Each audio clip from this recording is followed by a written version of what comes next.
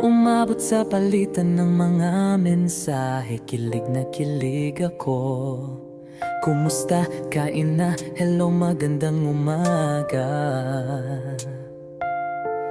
Ingat ka, pahinga, huwag kang masyadong magpupuyat pa.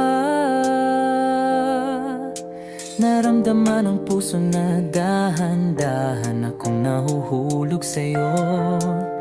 Sa kada araw natin na pag-uusap, meron ang namumuo. Hindi ko na alam kung ano ang patutunguhan. Ang hiling ko lang naman na itong naramdaman.